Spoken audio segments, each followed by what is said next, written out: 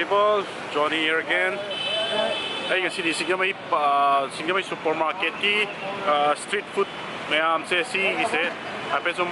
mokoi ki wari sana again lak mane. To ai ki mamangi episode mayam sing the support to birak pasing tagat seri. To ngasi ki sisu dum continue to jarake ai Hussein Manipur has no jobs saibagi matang duda ngasi na mu supermarket da Singjamei supermarket da koi street food yo le basing inau sing adagi yam basing isin inau sing se makoi ga be wari sana minaraga makoi dagi su kitang motivation oiba kitang inspiring oiba wahai se phangbri eng se makoi gi matung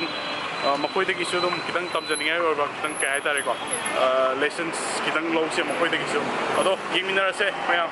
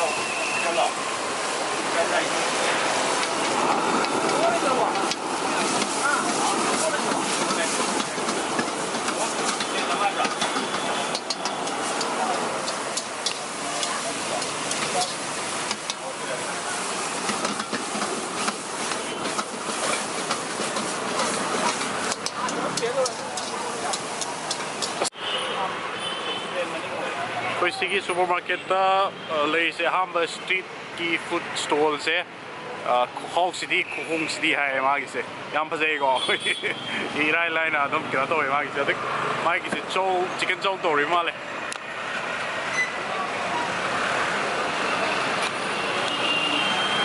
ki sulai re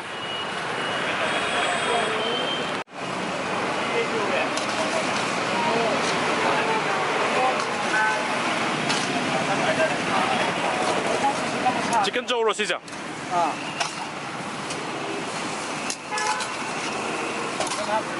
kai mathian dia hoina kse da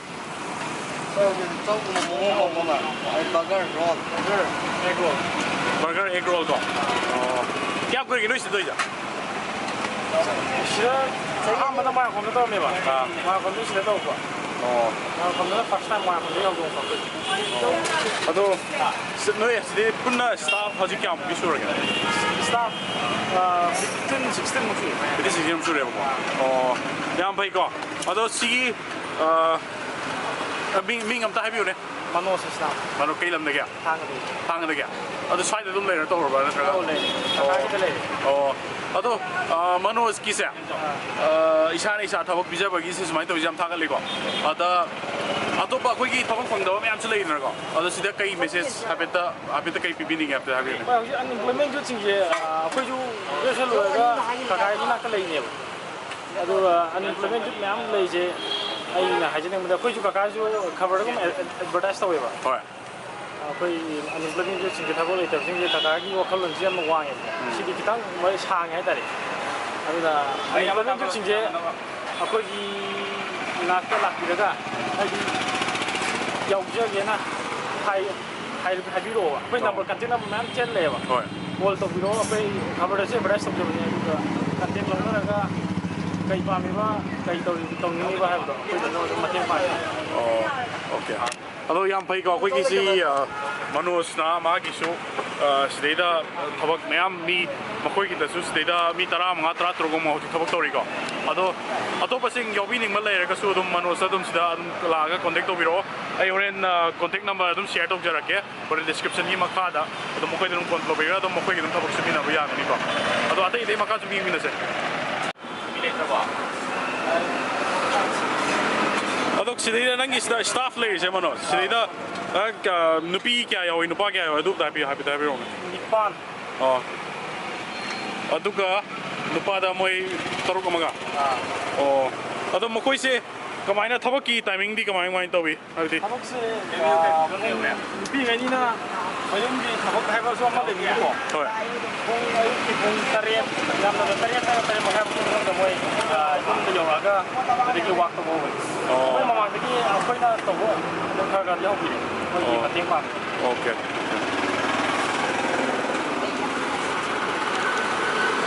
sis na momo ne ko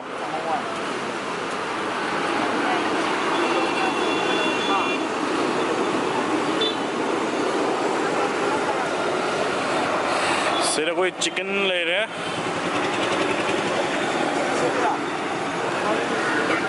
सेरा कोई ये नथोंग ले रहे हैं तो माँ किसी की मक्का आ गया ना उसे सीधा ले रहे माँ सीधे कुहोंग सीधी है और सीधी मक्का की सीधी कॉन्टैक्ट नंबर से सीधे इधर तुम लागा मैं हम तबक योनिंग में ले रहा दी तुम सीधे कॉन्टैक्ट तो भी रखा मक्का के तुम मरी जाना भैया आगे निको Chicken burger, mukhoy ki stay dal pas 60 egg chicken mix card, egg roll 30, the egg chicken mix rupees 40. The chicken soda rupees 80, veg soda 50, burger the rupees 50. Mukhoy the tori se. Hasik burger ho bom yeng mina se habe. Osina roll mal.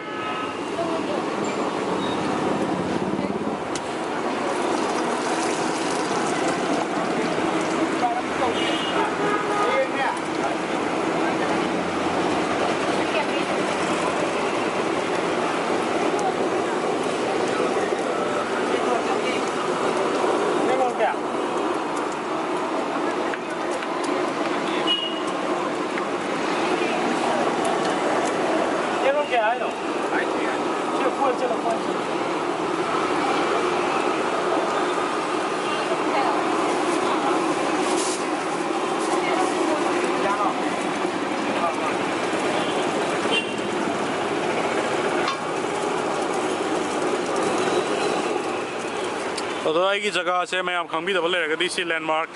Supermarket ने सीधे supermarket की लंबी ले रहे दगी सीधा कोई Kumars की departmental store ले रहे एकदम लैंडमार्क है के दिया रहा है बने तो लाख पियो मैं आप सीधे देंगे बिरो लो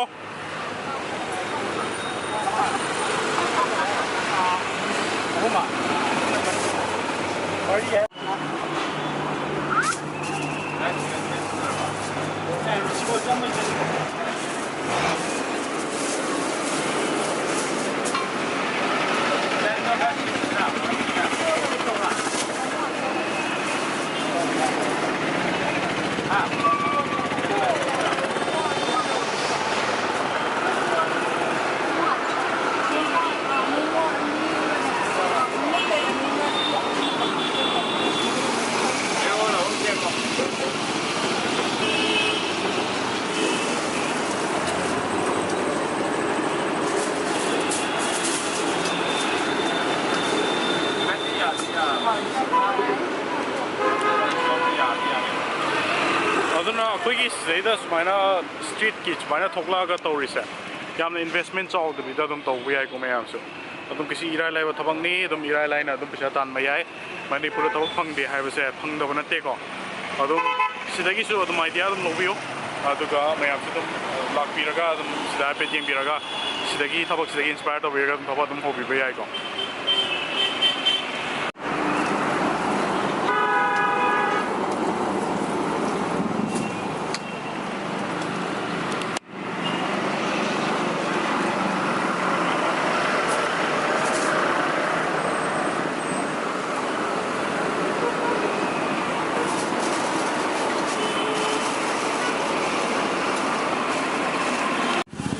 This is chicken burger ne saade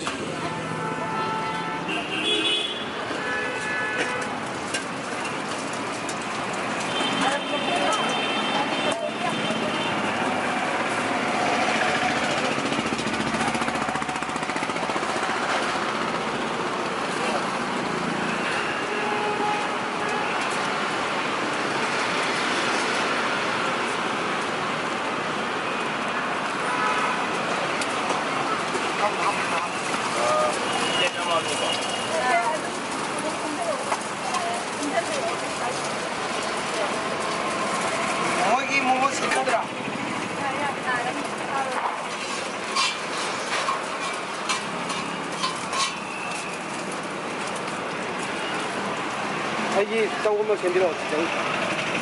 ꯄꯨꯅꯕ ꯑꯗꯨꯒ ꯀꯩꯅꯣ ꯑꯃꯒ ꯔꯣꯜ ꯑꯃꯒ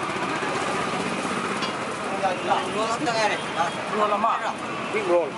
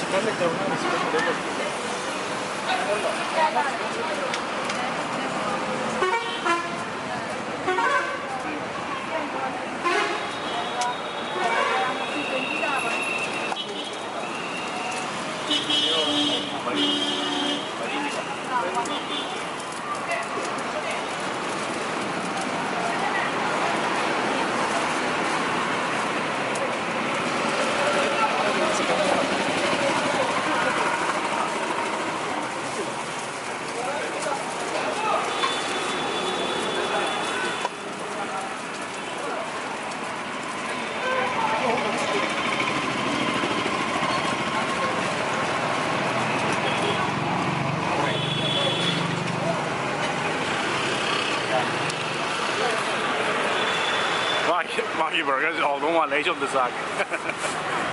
Although I am just later, Adam Saba can do like you, I guess quite the Adam street food Magi say on the KFC like a hello Magi burgers. I bet the taste of your law. I took I am Sida Makoyanga, Sida and how I manage to use it. Support of me going to have it of your in Birula. Yam no I go, Yam the Kitangaki evening, relaxed away as the Topira Gadam. Nungai haidar environment a bit in Birlon. Sidana Mongasagi, Nasagi to Sondal Glare, Sidazoma Lere, Sidana Punsi Mahao Hai, Sidama egg roll piece 30, chicken roll piece 50 go. Somdana Muk, Miping Actana Muktoe, Sidazo Piting Minase. There was a guy Kailam Nagino. Terra the Gineva. Sidato was a Kiam Quivira again. Oh, Punka, thank you.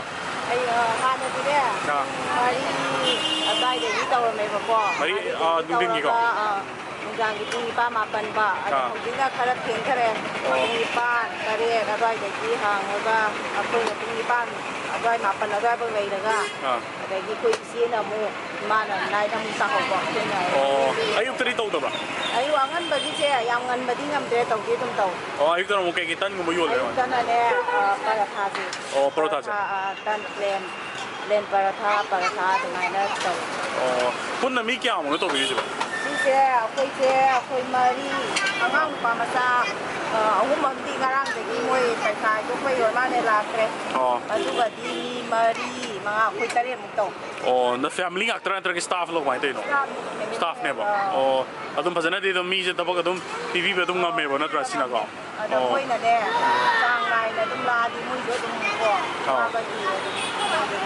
Oh, okay, Kake Pono, your visible. Egg roll, they give fried rice, they give soul, momo, they give macaroni. I don't customize it, but I don't want to rock on it. Whatever, Sangam do one. Oh, I don't know what the Yamu got them have it done. No, Mother Tan, the fair, when I do a white no one did like God. I do a sunset, a mother I do the quick here and kill it. We did them had later that. Here and kill it. I don't can't have it, don't put a pang even a trap. Well, we are around the same back for nothing to white here. She's way no part of I can Manuncha, I can give me out. Oh, ha. Oh,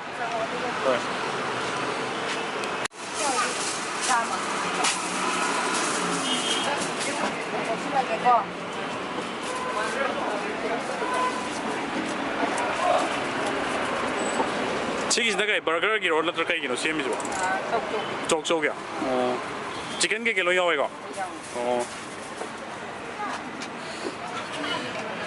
सब काले के रखे से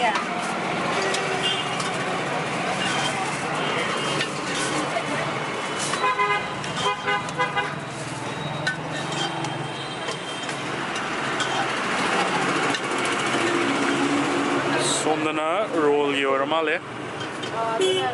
role तो देने बा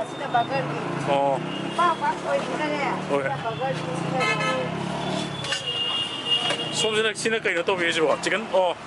सी 통이 보통 먹어 저기 민디가 양 따비로네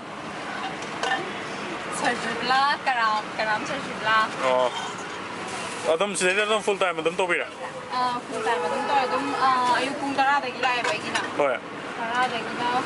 반도 좀 판매야 나들 라이가이들이 민간나 좀 하려면 말이다 뭐야 hꯧꯖꯤꯛꯇꯤ ꯑꯃꯨꯛ ꯑꯩ ꯅꯨꯡꯗꯥꯡꯒꯤꯀꯣ ꯑꯗꯨꯝ ꯌꯥꯎꯔꯦ 오케이 아담 와디 와브라 누가이브라 코인 또게 스토우시고 와스 와이는 누가이지 이사는 많이 동접시네 치는 데는 보이고 아도 거기 마니푸르기 타복 방도 매암고 이진이 나오싱아다기 아야마나 누피싱디 키아 통나락티나고 어시데 게임 메시지 비비닝 야 비타비네 다 하이나 하이저링 그슈 가이닝아 레이티바 다 ꯑꯩꯈꯣꯏ ꯆꯥꯛ ꯊꯣꯡꯕ ꯊꯥꯛꯄꯁꯦ ꯅꯨꯄꯤ ꯑꯩꯈꯣꯏꯒꯤꯗꯤ ꯌꯥꯝ ꯄꯥꯝꯖꯕ ꯍꯥꯏꯗꯤ ꯅꯨꯡꯇꯤꯒꯤ ꯑꯩꯈꯣꯏ ꯆꯥꯛ ꯊꯣꯡꯉꯤꯕ ꯈꯣꯠꯂꯤꯕ ꯃꯌꯥꯝꯁꯦ ꯑꯗꯨꯝ ꯇꯧꯗꯅ ꯂꯩꯔꯕ ꯊꯕꯛꯅꯦꯕ ꯁꯤꯗ ꯀꯩꯁꯨ ꯏꯀꯥꯏꯅꯤꯡꯉꯥꯏ ꯂꯩꯇꯦ ꯄꯩꯁꯥ ꯇꯥꯟꯕꯒꯤ ꯃꯔꯝꯗꯗꯤ ꯏꯀꯥꯏꯅꯤꯡꯉꯥꯏ ꯁꯨꯡꯂꯩ ꯂꯩꯇꯦ ꯑꯩꯈꯣꯏ ꯍꯧꯖꯤꯛ ꯇꯧꯅꯔꯤꯕ ꯃꯌꯥꯝꯁꯦ ꯌꯥꯎꯗ꯭ꯔꯒ ꯂꯣꯏꯔꯦ ꯏꯁꯥꯅ ꯈꯪꯅ ꯐꯖꯅ ꯁꯤꯗꯩꯁꯤꯗ ꯇꯧꯔꯒꯗꯤ ꯑꯗꯨꯝ ꯀꯩꯅꯣ ꯌꯨꯝ ꯑꯃ ꯑꯗꯨꯝ ꯄꯨꯕ ꯉꯝꯃꯦ ꯌꯥꯝ ꯐꯖꯩꯀꯣ ꯑꯩꯈꯣꯏꯒꯤ ꯁꯔꯖꯨꯕꯂꯥꯒꯤ ꯃꯦꯁꯦꯖꯁꯦ ꯑꯗꯨꯝ ꯃꯥꯏ ꯄꯥꯛꯄꯁꯨ ꯑꯗꯨꯝ ꯑꯣꯏꯕꯤꯌꯨ ꯃꯌꯥꯝꯁꯨ ꯁꯔꯖꯨꯕꯂꯥꯒꯤ ꯃꯦꯁꯦꯖꯁꯦ ꯇꯥꯔꯒ ꯑꯗꯨꯝ ꯈꯤꯇꯪ ꯏꯟꯁꯄꯥꯌꯔ ꯑꯣꯏꯖꯅꯕꯀꯣ ꯊꯦꯡꯛ ꯌꯨ ꯑꯩꯈꯣꯏ ꯁꯣꯝꯗꯅ ꯑꯃꯨꯛ ꯇꯟ ꯂꯩꯔꯦ ꯁꯤꯅ ꯃꯣꯃꯣꯒꯤꯔꯣ ꯃꯣꯃꯣꯒꯤꯁꯤ ꯂꯩꯔꯦ ꯃꯣꯃꯣꯁꯦ ꯑꯌꯨꯛꯇꯒꯤꯅ ꯍꯧꯖꯤꯛꯐꯥꯎꯁꯦ ꯑꯗꯨꯝ ꯇꯛꯈꯥꯏꯔꯤꯅꯤ ꯃꯣꯃꯣꯁꯦ ꯑꯗꯨꯝ ꯐꯖꯅ ꯀꯁꯇꯃꯔꯒꯤꯗꯤ ꯋꯥꯠꯇꯦꯕ ꯅꯠꯇ꯭ꯔꯥ ꯀꯁꯇꯃꯔꯗꯤ ꯁꯨꯡꯋꯥꯠ ꯋꯥꯠꯇꯦ ꯁꯥꯕ ꯉꯝꯗꯕꯅ ꯉꯥꯏ ꯌꯥꯝ ꯐꯩ ꯌꯥꯝ ꯐꯩ ꯑꯗꯣ ꯀꯩꯅꯣꯗ ꯀꯜꯂꯛꯈꯤꯕꯗꯣ ꯁꯨꯔꯒꯦꯅ ꯑꯁꯤ ꯅꯨꯃꯤꯠ ꯅꯤꯅꯤ ꯍꯨꯝꯅꯤ ꯈꯣꯡ ꯇꯦꯛꯇꯅ ꯂꯥꯛꯇ꯭ꯔꯤꯅꯤꯅꯦ ꯑꯁ ꯀꯌꯥ ꯃꯥꯡꯉꯤ ꯊꯕꯛꯁꯦ ꯍꯥꯏꯗꯤ ꯁꯤꯜꯂꯁꯨꯗ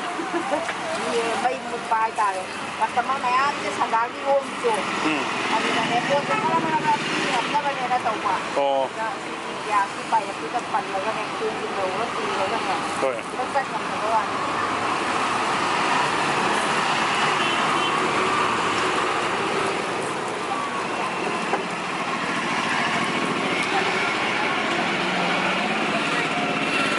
मैम सिदा कोई इने मैम चलो मैम तौर है थबक तौबद कई इकायना लेतेको इसाना थबक सुजबनी इसाना तानजबनी उरालब नाते मिगोंद अरानब तौरब नातेको मैम इसाना इसा थबक पीजरकान अखोई मणिपुर कंडीशन मैम बन स्ट्राइक मैम से सी अमत लेरोको मणिपुर अवोनब पुरक्नबीदमक्ता अखोई इतई मोय इने होय इचे होय अदई चलोय मैम से मखोई रेस्पॉन्सिबिलिटी याम चावना लेको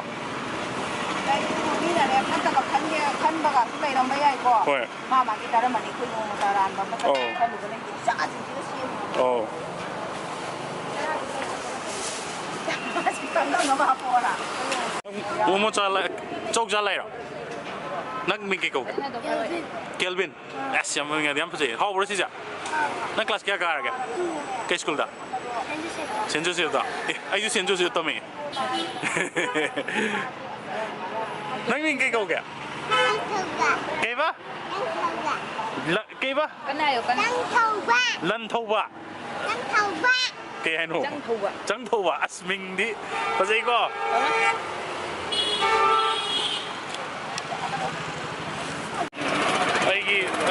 आई फंगे बर्गर आप येंगसे हाब्रन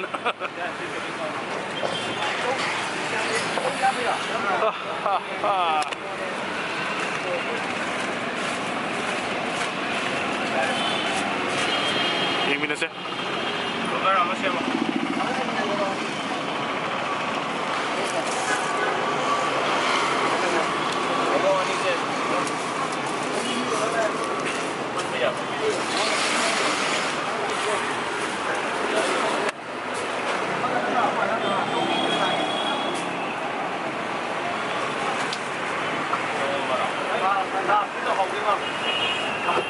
ꯆꯧꯒꯤꯔꯥ ꯃꯣꯏꯒꯤ ꯊꯝꯕꯁꯦ ꯌꯥꯝꯁꯨ ꯂꯥꯛꯄꯤꯌꯣ ꯑꯩ ꯑꯝꯇ ꯆꯥꯈꯤꯒꯦꯀꯣ ꯑꯩ ꯆꯥꯕꯁꯨ ꯂꯣꯏꯔꯦ ꯑꯗꯣ ꯑꯩ ꯑꯃꯨꯛ ꯍꯟꯅꯕ ꯑꯃꯨꯛ ꯇꯧꯔꯒꯦ ꯃꯌꯥꯝꯁꯦ ꯑꯗꯨꯝ ꯑꯩꯒꯤ ꯆꯦꯅꯦꯜꯁꯦ ꯄꯥꯝꯕꯤꯔꯒꯗꯤ ꯑꯗꯨꯝ ꯂꯥꯏꯛ ꯇꯧꯕꯤꯔꯛꯑꯣ ꯁꯕꯁꯀ꯭ꯔꯥꯏꯕ ꯇꯧꯕꯤꯔꯛꯑꯣ ꯑꯗꯨꯒ ꯁꯕꯁꯀ꯭ꯔꯥꯏꯕ ꯇꯧꯕ ꯃꯇꯝꯗ ꯕꯦꯜ ꯑꯥꯏꯀꯟꯗꯣ ꯑꯗꯨ ꯅꯝꯕꯤꯔꯛꯑꯣ ꯃꯊꯪꯒꯤ ꯅꯣꯇꯤꯐꯤꯀꯦꯁꯟꯗ ꯑꯗꯨꯝ ꯊꯣꯛꯆꯔꯛꯅꯕ ꯑꯗꯣ ꯃꯌꯥꯝ ꯏꯀꯥꯏꯗꯕꯤꯗ ꯑꯗꯨꯝ ꯇꯧꯕꯤꯔꯛꯑꯣ ꯄꯩꯁꯥ ꯇꯥꯟꯕ ꯍꯧꯁꯦ ꯑꯗꯨꯒ ꯃꯅꯤꯄꯨꯔ ꯑꯑꯣꯟꯕ ꯑꯃ ꯄꯨꯔꯛꯅꯕ ꯍꯣꯠꯅꯁꯦ ꯑꯗꯨꯝ ꯃꯌꯥꯝ ꯉꯁꯤꯒꯤꯗꯤ ꯂꯣꯏꯁꯤꯟꯖꯔꯒꯦ ꯀꯪꯂꯩꯄꯥꯛꯅ ꯌꯥꯏꯐꯔꯦ